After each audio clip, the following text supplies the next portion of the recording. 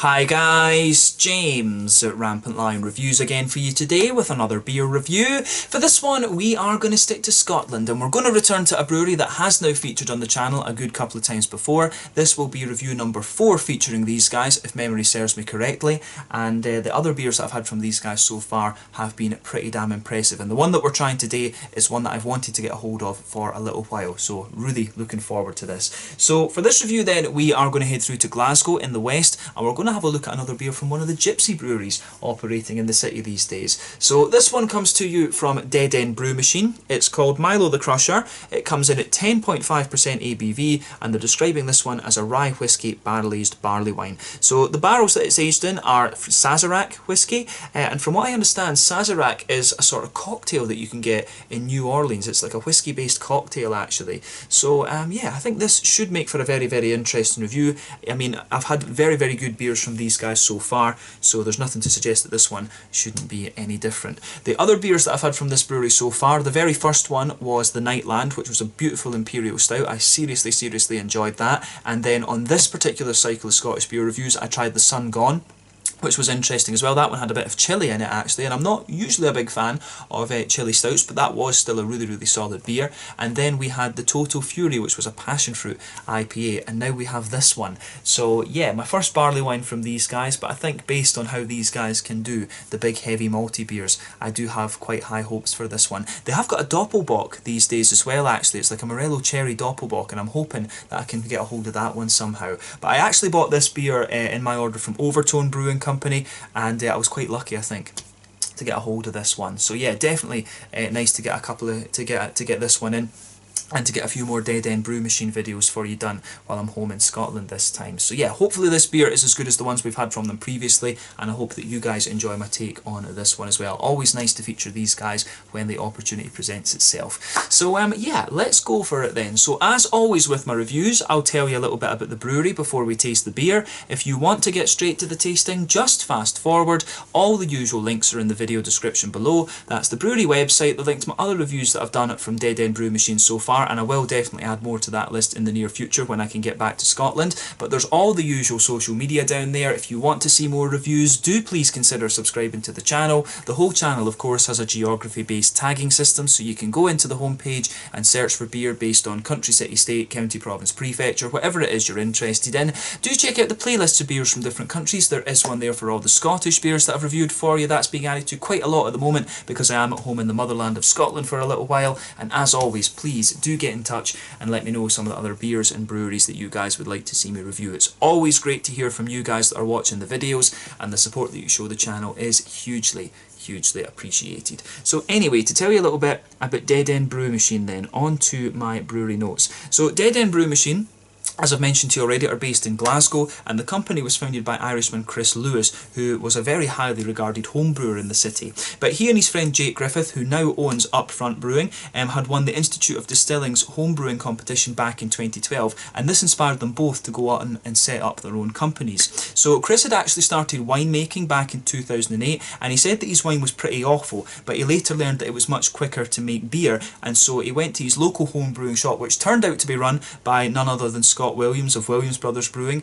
and that really kind of got him started. But he was later convinced at a launch, he was later convinced to launch his beer commercially by Derek Hoy of the now defunct Hippo Beer Group in Glasgow. I actually met Derek on one occasion, very nice guy, and I was sad about what happened to the Hippo Beer Group. They had a bar and they had their shop actually in the West End, so it's a shame what happened to that, but Derek was a very nice guy from what I remember. But at the moment, as I mentioned to you earlier, these guys are operating as a sort of gypsy client brewer kind of thing, and most of their beers were originally brewed at the Fallon Brewery in Kippen in Stirlingshire, which I do need to review a few more beers from. I've done one from them on this particular cycle of reviews, or no, 2, sorry, telling you lies. But they also used to brew their beers at Drygate as well, which is a collaboration between Tennent's and Williams Brothers. But more recently, they were brewing their beers at 71 Brewing up in Dundee, and also at Overtone Brewing in Glasgow. And I think that's where they're kind of focusing on brewing their beers at the moment, is at Overtone. I don't know if they're still doing things up at 71 Brewing. And indeed, as I said, that's where I actually got this beer from. I got it as part of my Overtone Brewing Company order. But as of January 2021, these guys have produced in the region of 70 different kinds of beers, and like I said, this one is the 4th one that I'm trying from them, but I hope that I can get that Doppelbock. I don't think I'll be able to do it this time, but I hope I can get a can of that Doppelbock and get that reviewed for you when I'm home again in about September time. But yeah, that's all I can really tell you about Dead End Brew Machine for the moment.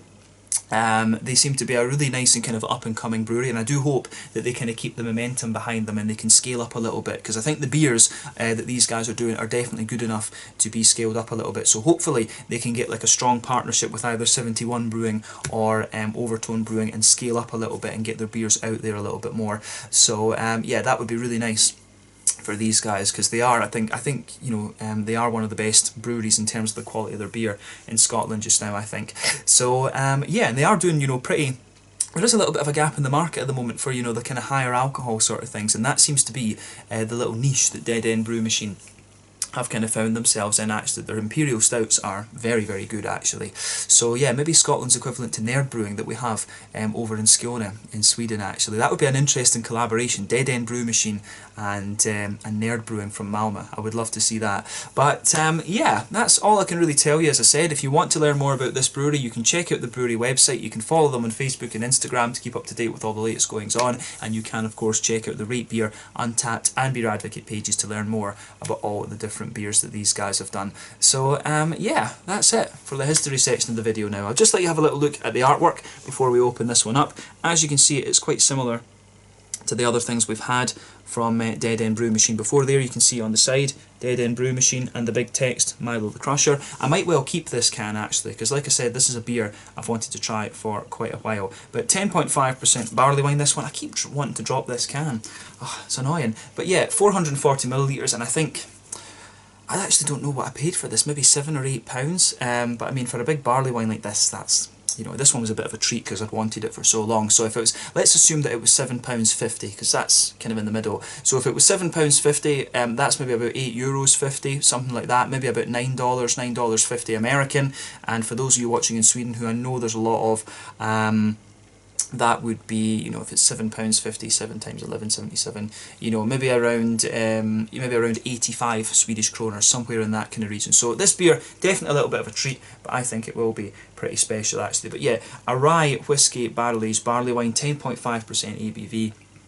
I think this one will be a little bit of a monster. So yeah, Milo the Crusher. I think in some of my other videos I'd actually called it Boris the Crusher, but yeah, considering the political state and the, you know, the UK at the moment, then yeah, we don't really want to mention Boris, let's just say that.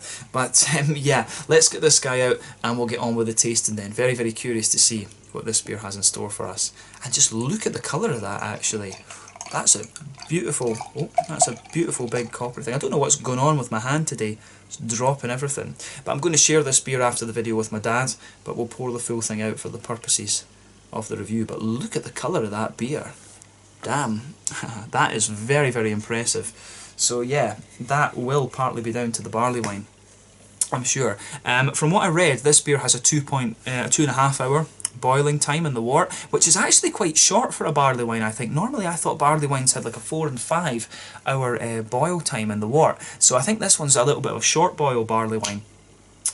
So yeah, that's quite interesting as well. So that probably is going to account for the colour of this beer actually. So if we shine the light through this, it's actually like, oh, how do we describe that? If you put the light through this, it's actually like a very rich but very, very bright amber colour, maybe copper, but it's got a little bit more of a kind of red tinge to it. It's maybe like a kind of Mars red almost. It's a little bit like the kind of Martian soil colour almost. So yeah, I don't think I've ever had a barley wine that's quite this colour. So I'm guessing there'll be a couple of things affecting the colour in this beer. So the colour of your beer is dependent on a few things. 1, the type of malts that you start off with. 2, the length of the boil that you have. The longer that you boil the wort with the beer, the more the sugars caramelise, and thus you'll get a darker colour out of it. And 2, you've got things like adjuncts and barrel aging and stuff like that that is going to affect it as well. So I'm guessing that part of the colour of this beer will be down to the barrel aging, because the inside of the casks will be kind of stained and all of this. But yeah, it certainly looks pretty impressive, this one. It's a lovely kind of coppery, Mars earthy type colour.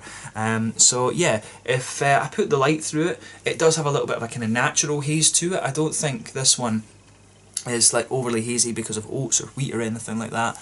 But yeah, it certainly has a little bit of that natural haze to it. You can see that when we poured the beer, it poured with just a very slight head, maybe like an eighth of a finger or something crazy like that. But yeah, it was a kind of ivory, sort of soft, creamy coloured head, this one. You can see that that's faded away to be a very thin foamy layer, which is what you would expect when the beer is 10.5% alcohol, and it's just left a nice little ring around the edge of the glass. But yeah, one or two big bubbles sticking towards the side of the glass, a few little ones going up towards the bottom of that head there. But I mean, overall, it does look pretty interesting. As I say, the colour of this one is quite surprising, but yeah, I think it should make for a really interesting beer, this one. I'm really not sure what to expect from this, but you know, I do have high expectations for this one based on the other beers that I've had from this brewery. But I'll just put it up to the camera and let you see. I'm not sure how well the colour is going to show up on this one. Maybe I need to get a white sheet for my drum kit behind me just so you can see the colour of these beers a little bit better, because the red, I think, skews quite a few things. But yeah, the colour of this beer is absolutely beautiful, I have to say. Kind of very rich and coppery, but at the same time a little bit more like a kind of Mars Earth kind of colour. But yeah, interesting one in terms of its appearance then. So let's have a closer look at the aroma and just see how we get on with this beer. You can smell the booziness in this right away. But I will say that this smells like a beautiful, beautiful beer. So, I mean, you can smell the woodiness in this one already. You can smell the sort of... You can smell that kind of, how would you say, that kind of oaky smoothness to the beer. As I've always said, you know, barrel aging, it's a really interesting thing to do because you sacrifice a little bit of the mouthfeel when you barrel age the beer. It always thins the beer out a little bit, but you know, you've got that trade-off and you get all these kind of infused flavours. I think quite a lot of breweries, when they you know, when they're going to barrel age a beer, they do give you a little bit of a longer boil just to kind of thicken the beer up a little bit almost, and maybe put a little bit of oatmeal or something. If it's a stout, for example, they will try and thicken up the mouthfeel of the beer to kind of compensate for that. And I'm curious about this one because if it's been barrel aged and it's only a 2.5 hour boil, I think that's going to be a really interesting point when we actually taste the thing to talk about. But yeah, the woodiness out of this beer is absolutely lovely. You get that big, smooth, oaky quality to it. There's a good little bit of vanilla in here as well. And you can smell that kind of big bourbon sort of brown sugar to this one. But the brown sugars in this beer are very, very, you know, the brown sugars in this beer are very, very kind of bright, to be honest with you. It's a little bit almost kind of sugar caney in a sense. It's almost a little bit kind of rummy. But yeah, bourbon, remember, I've always found that bourbon is significantly more bright and sweet in its aroma and its flavour compared to the Scotch whiskies, which tend to be a little bit kind of more darker and toasty and things like that. So yeah, the American bourbons, it's like anything that goes to the States, you know, they tend to sugar it up a little bit and sweeten it all up. The Americans, I say that we've got a sweet tooth in Scotland when it comes to the malty side of things, but the I kind of stole that actually from Chris Pilkington at you know, Pohjola Brewery over in Estonia. When I met him, he always talks about the Scottish sweet tooth, and it's kind of something I've adopted in my reviews. But yeah, the malty and the barrel aging side of this beer is absolutely lovely. Lots of nice vanilla in there. You've got that smooth oaky note. There's a lot of like kind of toffee, and there's a lot of these kind of toffee, oily, caramelly sort of notes out of it. It's just a lovely, lovely smelling beer there, and you've got that bourbon kind of infusion in the wood as well. Actually, the wood comes across as very smooth, but just a teeny little touch of spice to it, which I think is really, really nice. But yeah, it's got a real kind of butter candy, Werther's Original sort of thing coming out of it as well. It's just a beautiful, beautiful beer. You get one or two little nutty elements out of this one. It's hard to say exactly what kind of nut it is. But yeah, the brown sugars in this are absolutely lovely. I mean, they're really nice and bright. I mean, you're not getting this kind of darker treacle molasses sort of thing that you can often get out of barley wines. They're very soft, sweet and caramelly, a little touch toasty in some elements, and kind of, you know, like Werther's Original sort of butter candy type things. There's a lot of that going on in this beer actually. So I really really like how this thing goes together. But yeah, the aroma of this beer is absolutely beautiful from the malty and the barrel aging side of things. But yeah, I forgot to mention that earlier. The two hops in this one are English Challenger and Endeavour. Endeavour's a hop that I've not come across all that often, and apparently it's kind of like Bramling's Cross in the sense that it can give you some really nice kind of red fruity type qualities. So yeah, that's another one that I've not had before. I'd love to have a few, you know, English IPAs with these different English hops in them and just get a bit more familiar with some of those. But the English hops, remember, always tend to be a little bit more kind of herbal and stuff than the German ones, or indeed the American ones. Not as high in alpha acid as the Americans or Kiwis or Aussie hops either. But yeah, the aroma out of this beer is absolutely beautiful. But on the hoppy side of things, there's not too much to report here, I don't think. There's a little bit of earthiness. You do get a little bit of that typical kind of English hop herbal quality to the beer. A wee bit of floral aromaticity, and then a bit of a kind of lighter grassiness there. So the green component for me doesn't come out too much, and obviously the longer that you age this beer, the less of that you're going to get out of it. But the fruity side of this beer, I think, is really, really interesting. So let's focus on that for a little bit. So when you take the beer in, you do get a little bit of a raisiny sharpness out of this one. There is a wee bit of that kind of raisiny sharpness as soon as you take it in, but it's a very, you know, there's a lot of these kind of dried fruity aspects to this one. There's a lot of sultana to this beer. You know, you've got these kind of pruny notes to it. It's like a kind of dried, it's like a fruit cake almost. It's got like one of these kind of dried fruit cakes. So you've got a little bit of a kind of pruny, datey sort of thing to this beer as well. Actually, it's almost got a wee bit of a kind of it's not quite marmalade, it's like a sultana type marmalade out of this one. There's a little bit of a perry ester to this beer as well, to be honest. So yeah, it's these really dried fruits. There's a little bit, you do get a wee bit of a kind of, you know, there is a wee bit of that kind of blackcurranty, almost blackberry-ish type thing out of this, but it's really more dried fruits you get out of this. Like I say, dates, prunes, figs, these kind of things. It's got a little bit of that almost kind of Christmas puddingy element to it, but nowhere near as dark, to be honest with you. That's probably the one thing to kind of point out about this beer for sure. So the aroma of this is just absolutely lovely. Yeah, this is an aroma that's very, very unique and very unusual, and I think this, I kind of said the same, I'm sure, about the Nightland actually when I first tried that. That one had, I think there was like 10 or 11 types of malts or something that were in that beer. It's just insane. So yeah, I've got a good feeling about this one based on how the aroma's going. So as I always say, take a little bit of time and just enjoy the aroma of the beer before you get stuck into it. But I think it's about time to try this one now. So this one is Milo the Crusher. 10.5% rye whiskey barrel aged rye bourbon, I should say, rye bourbon barrel aged barley wine. This one with Sazerac barrels from what I believe, if I remember rightly, from New Orleans area in Louisiana in the southeast of the States. I think this is going to be an awesome beer. Definitely nice to return to Dead End Brew Machine once again. So let's get stuck in. Slàinte, skål, cheers, and very curious about this. Let's go for it.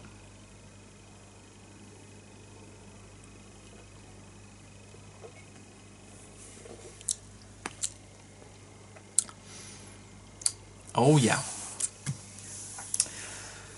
Yeah.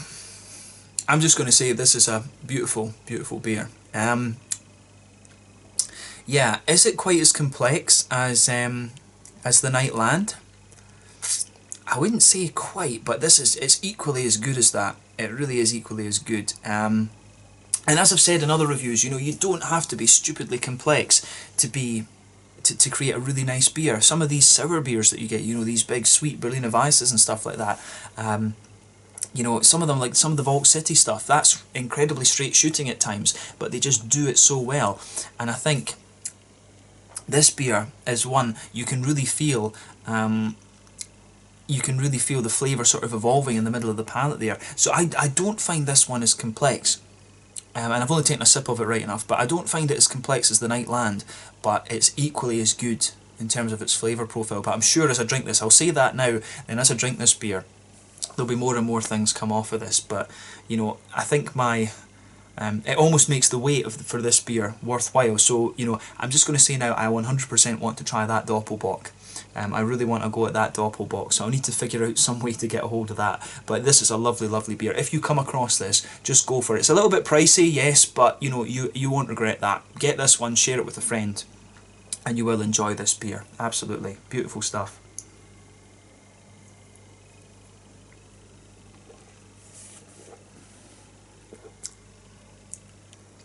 Yeah. Where to start with this beer then? It's really, really well balanced. It's beautifully done. So yeah, let's try and break this flavour down for you then. So straight away across the middle of your palate, you can feel that nice kind of smooth, you can feel that nice oaky, barrel-aged just smoothness going right across the middle of your palate there, and I really, really like how that all goes together in this one. So big thumbs up to them for that lovely smooth just oakiness there. Sometimes with these barrel-aged beers you can get a little bit of spiciness and stuff out of them, but this one, no, it's absolutely just, you know, very, very smooth and sweet. So yeah, as you go toward, you can feel that smoothness there in the middle of your palate, and then as you go towards the back of the palate, you can feel the woodiness just kind of spreads all the way back there as well, which is very, very nice. But yeah, on that front half of that middle third of your tongue, there's a lovely bit of vanilla coming out of this beer, and it's got a real, the vanilla qualities does give the beer just a little bit of oiliness almost, which is great. So I really like how that side of the beer comes out, and you can feel that the sort of bourbon notes, they come out a little bit further back on the palate actually. So that's another thing that I really appreciate about this beer as well.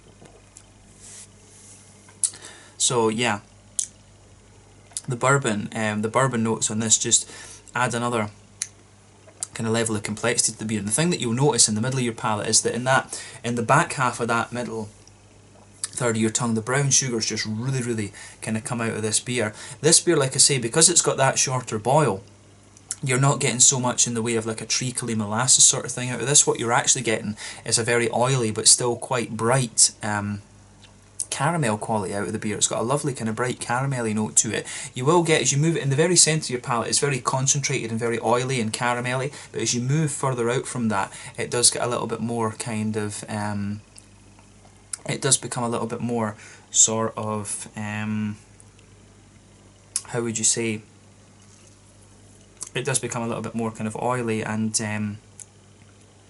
just sweet in a sense. I mean, it does, when you move further out from it, the centre of your palate, like I say, very, very oily, but then as you move further out from it, it does become a little bit more kind of toasty and caramel-like, and you maybe get one or two little bits of kind of McVitie's digestive sort of qualities to the beer, and I like how that really goes together. I mean, if you go to the very centre of your palate, you've got that really concentrated, very thick caramelly note. As I say, it is not a treacle, it's not a molasses, it's just a very bright and sweet caramel note, and then as you move further out from it, it's a little bit more kind of McVitie's digestive like, and as you go further forward on that, as you go further forward from that very centre point in your palate, you will get one or two little nutty elements kind of sitting underneath the vanilla part of this beer.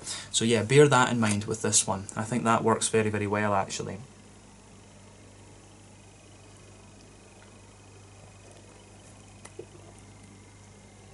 So yeah, the what do you call it? The kind of little complexities you get with this, the little nutty character you get with this one is very, very nice. But I think if you go into the back third of your palate, you can feel you do have a little bit of kind of more a grainy kind of quality. If you go to that border between middle third and back third of your palate, there are a few little kind of rye grainy elements, I think, coming out of the beer. There's just a little bit of dryness and very slight bitterness in the middle of the palate there on that border region, but the woodiness of this beer from the barrel aging just kind of smooths over it. But in fairness, as you go onto that back third of your palate, the woody qualities just develop a little touch of a kind of spicy note for me. There is just a little touch of a woody spice on that back third of the palate, but otherwise it is very, very smooth, and the focus in terms of flavour should be on the kind of middle third of your palate in my mind. But yeah, it's a beautifully executed beer, and what you're going to notice as well in that middle third of your palate, as you go further into the aftertaste, the flavour develops and becomes a little bit more kind of Werther's Original like. You start to get a little bit more of this kind of butter candy type thing off it, which is really, really nice. But yeah, on the hoppy side of the beer then, in the back corners of the palate there is a little bit of earthiness to this one. That's a kind of typical trait of English hops, and as you move further forward it gets a little bit herbal, and then as you reach the kind of front corners of the palate there's a nice little bit of floral aromaticity there, but not overly much. So yeah, I do like how this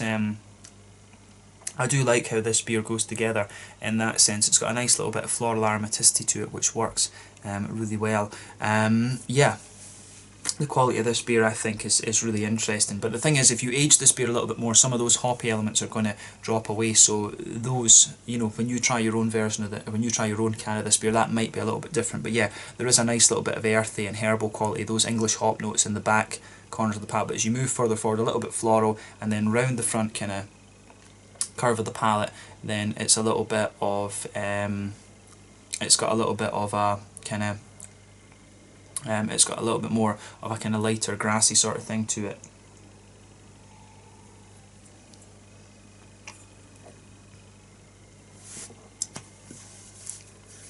So yeah,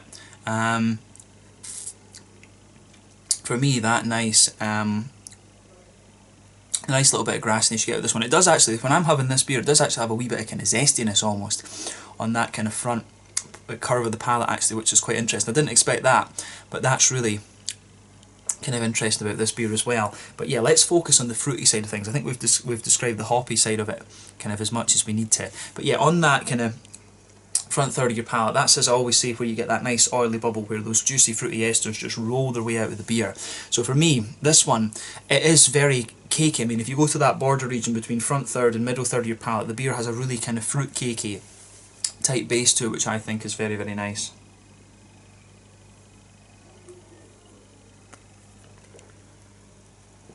So yeah, you've got a really nice kind of fruit cakey vibe to this beer, but like I was saying earlier, it's got a little bit of that. For me, the flavour out of this one, it's a lot of kind of you know, sort of datey type qualities, like a lot of kind of dried apricot and things like that. A lot of dried fruit, you know, sultanas, dried apricots, kind of prunes, if you like. There is a wee bit of a juicy figgy note. It's quite oily at the back of that front third of your palate, but as you move further forward, it does develop a little bit of a kind of dried apricot-y type flavour, and then on the kind of front edge of your palate, it's a little bit more oily, and there is a little bit of a kind of, you do get a wee bit of a more oily kind of figgy, juicy quality out of this one. There is a wee bit of maybe kind of currants and things like that. But yeah, the fruity side of this beer, I think, is very, very interesting. There is a little bit of that blackcurranty, blackberry sort of thing right on the very kind of tip of the palate, to be honest with you. I would say more blackcurrant than blackberry. It's a little bit more juicy than it is oily. In a sense, the currants are more juicy, whereas the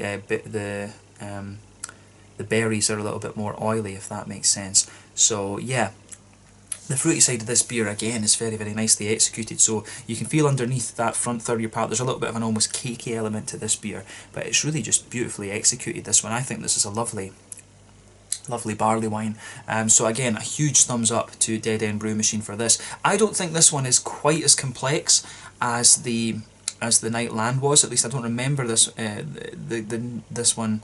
I don't remember the Night Land being less complex than this. I mean, it doesn't matter. That doesn't really matter. I mean, the quality of this beer is as good as the Night Land was, and that is definitely the best beer that I'd had from them until this one. But those two are definitely on the same level for me. And remember, beer is subjective. Different people like different things, but I think Dead End Brew Machine really have a knack for these big, heavy, malt-forward beers, and this one's no exception to that. So this, it really makes me want to try the Doppelbock now, and so hopefully, as I say, I can get a hold of that. But I would love to see these guys do a Scotch ale. I would absolutely love to see them have a go at a Scotch ale, because I think they would do that very, very well. So yeah, I think that this would be a really interesting thing for them. But I think Dead End Brew Machine really have a knack with these big, heavy, malt forward beers. So I mean, my advice to them, I've only had the one IPA right enough, but you know, if you're gonna, you know, that might well be a little bit of a niche for Dead End Brew Machine to kind of expand themselves into, would be these heavy kind of malt forward beers, kind of like in the same way that Nerd Brewing and Malma have done. They kind of own that Imperial Stout side of things. But yeah, it's a beautiful, beautiful beer, this one. Absolutely. Another top class one from Dead End Brew Machine. That's why I keep an eye on what this brewery are doing. So if you get the chance to try this beer, you have to. It's really nicely done.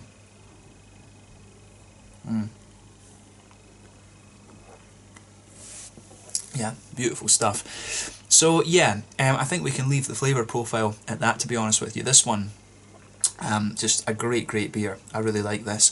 In terms of the mouthfeel then, full-bodied beer, no question about that. Not the heaviest and oiliest of beers that I've come across, right enough. So it's probably somewhere in the region of the midpoint in the full-bodied part of the spectrum. The carbonation is very, very smooth. It's a big oily thing, like I've said to you. The malt base in this beer is you know, it's got a little bit of smoothness to it. It's not as thick as it might be. It'd be interesting to try the unbarrel aged version of this and see what it was like right enough. But yeah, this has just got a lovely kind of smooth slickness to it, which I very, very much like. So yeah, in terms of hoppy bitterness, I'd be surprised if this beer's got, I think it, you know, it might have about 15 or 20 IBUs at the absolute most. There's not a lot of IBU in this beer at all, but it's got a lovely big juicy oily fruity sort of thing. There's a nice little bit of cakey almost dryness to the beer in a sense, and that comes out further in the aftertaste. But this is just a big sweet oily beast of a beer, but it's beautifully done, and yeah, I've thoroughly enjoyed this one actually. So a massive thumbs up once again to Dead End Brew Machine for this beer. I think this is very, very good actually. So yeah, like I say, I think this brewery have a little bit of a knack for the kind of big malty beers. So yeah, if you get the chance to try this one, I don't think you're going to be disappointed with this. It's beautifully done, and the barrel aging is very good on this one as well. And it's interesting too because of that slightly, I think that's quite a short boil for a barley wine, to be honest with you, 2.5 hours. So yeah, but it's just beautifully done. So I'm full of praise for Dead End Brew Machine with this one. This beer is as good as the Nightland. The other two beers were very, very solid, but for me, Milo the Crusher and the Nightland are the two best beers I've had from this brewery so far. So yeah, let's leave it there. Yeah, an awesome beer, this one. The Milo the Crusher, 10.5% rye whiskey, barrel aged barley wine from Dead End Brew Machine, a gypsy brewery operating through in Glasgow. Really, really enjoyed this one. So yeah, let me know your own thoughts on this beer in the comment section below. Let me know what your favourite beers are from Dead End Brew Machine. As I said, I hope I can return to these guys and have a look at their Doppelbock sometime fairly soon. But this was just beautifully executed, and if you like big heavy malty beers, you will not be disappointed by what you have from Dead End Brew Machine. Let me know your own thoughts on this beer in the comment section below. Let me know what your favourite beers are from Dead End Brew Machine. We will return to these guys at some point fairly soon, but thank you again for watching, and I'll catch you guys in the next one. Slàinte, skål, cheers. The Milo the Crusher, 10.5% rye whiskey, barrel aged barley wine from Dead End Brew Machine, a gypsy brewery operating through in Glasgow here in Scotland. Slàinte, skål, cheers.